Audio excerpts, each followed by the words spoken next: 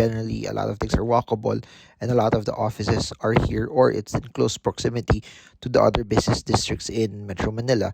As compared to living further, rents are cheaper, but you would have to deal with traffic, you would have to deal with toll fees, you'd have to deal with gas and transportation on a regular basis.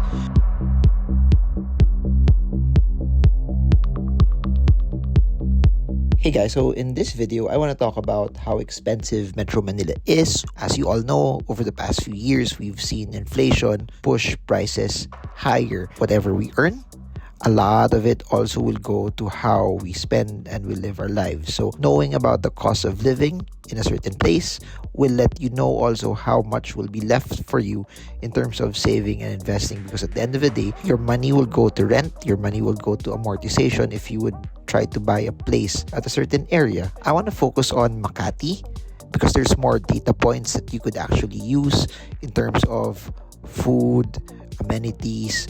And I do know that Makati is one of the more expensive places in Metro Manila, but I think it serves as an international benchmark also if you'd like to compare it with other cities. So if you're the person who wants to know and have a snapshot of how things are right now, this video is for you. If you're a foreigner, or even if you're a person living outside Metro Manila and thinking about moving here, this video is for you. Please do note that cheap, expensive is something that's very relative. And I want to say that in this video, we're going to talk about averages. Here's a quick high-level overview, then we're gonna go detailed in a bit. For a family of 4, the estimated monthly cost without rent is about 120,000 pesos.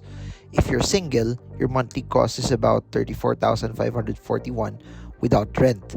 Please do note that Makati, generally speaking, is 15.1% more expensive than Metro Manila, and rent in Makati is about 51.5% higher than the rest of Metro Manila. For those who are watching this and are not from the Philippines, Makati is generally in the center. That's why if you live there, it's higher because generally a lot of things are walkable and a lot of the offices are here or it's in close proximity to the other business districts in Metro Manila.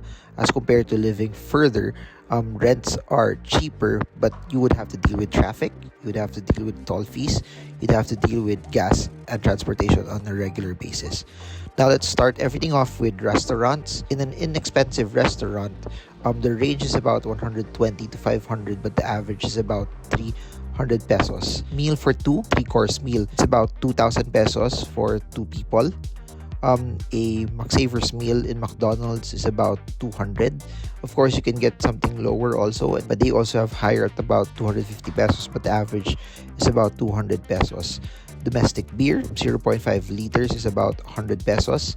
Imported beer, 0.33 liter bottle is about 160 pesos. Cappuccino, latte, coffee is about 138.89 pesos. You have Coke, 0.33 liter bottle is about 43.65. And water is about 26.67. It's a 0.33 liter bottle. Now let's go to the markets, or in the Philippines, they call it palengke. 1 liter of milk is about 97 pesos. A loaf of fresh white bread is about 68.17 pesos. 1 kilogram of rice is about 54.83 pesos. 12 pieces of eggs, a dozen eggs is 106.32 pesos. Local cheese is about 634.20 pesos. Chicken fillet, 1 kilo is about 232 pesos. 1 kilo of ground beef is about 378.50. 1 kilo of apple is 180 pesos. 1 banana is 89.25.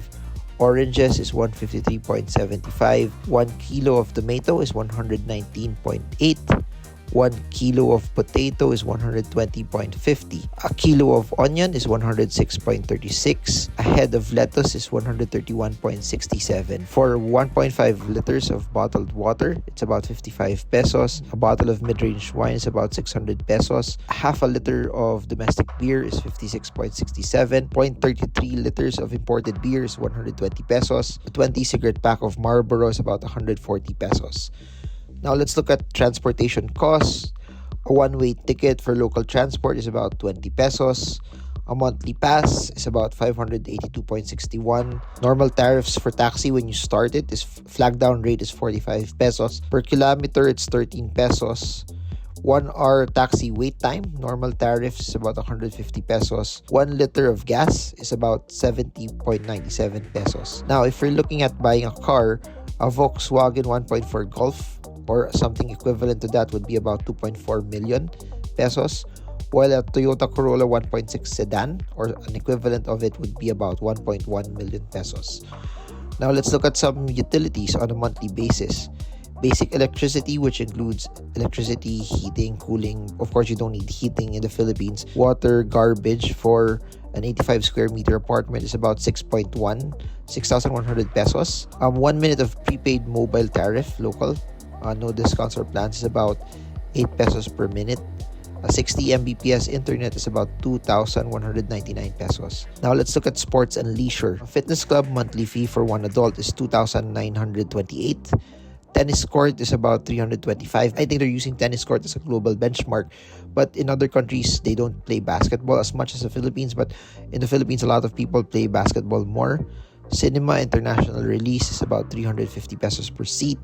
Preschool or kindergarten full day private monthly for one child is about 14,000 pesos. And international primary school yearly for one child is about 533,000 pesos. Now let's look at clothes. One pair of jeans is about 1,625 pesos. That's Levi's 501 or similar. A summer dress in like Zara or H&M would be about 1,625 as well. A pair of Nike running shoes mid-range price is about 4,600.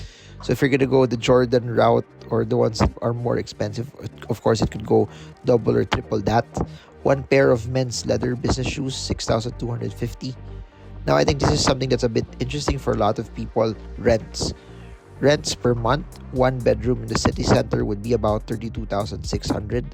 If you go outside the city center, it could be about 18,571.43. Now, if you're looking at a 3-bedroom apartment inside the city center, it would be about 134,285.71 pesos.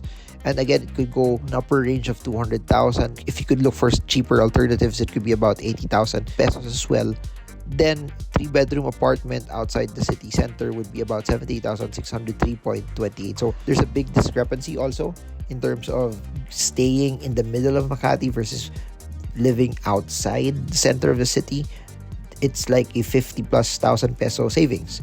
But then again, travel, traffic, gas, tolls would have to be factored in as well. If you're gonna buy your own apartment, so per square meter in Makati at the city center would be about 235,833.33 pesos. It could go as high as 300,000, but it could also go even higher if you go to the more. It drops significantly if you go outside the city center, which would be about 127,500 per square meter outside the city center. What's interesting though in all of this is the average salary in Metro Manila, and for those who want to move here for work, is about 26,527, which if you try to look at it is more than a one apartment bedroom inside the city center. So if you're earning the average monthly net salary, that actually means that you have to live outside of the city center. Now, distributing everything here, average mortgage interest rate for the next 20 years that's fixed is about 5.33%, which is higher compared to other countries, by the way. Rent would be about 36.1% in all of the expenses. You have your expenses in the palengke or the markets would be about 28.8%. So you have generally about 70+% already of your expenses going to rent and going to the markets. And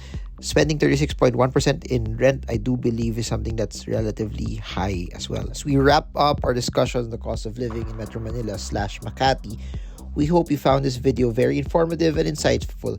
Keep in mind that figures mentioned are based on our benchmark Makati, but it's crucial to research specific areas and assess your own personal circumstances.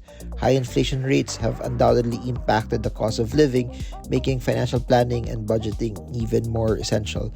If you're planning to move in Manila or you are already a resident, we encourage you to continue learning, adapting, and seeking ways to navigate the city's dynamic financial landscape. Don't forget to subscribe to the channel for more valuable content on personal finance, money, and investing. As always, remember to do your own research every time you deploy capital, move to a certain city, because at the end of the day, spending is similar also to investing. It requires conviction. Thank you for watching, and I wish you all the best in your financial journey. I do hope this video helps you trade well, trade strong, trade smart. See you all again soon, and God bless you all.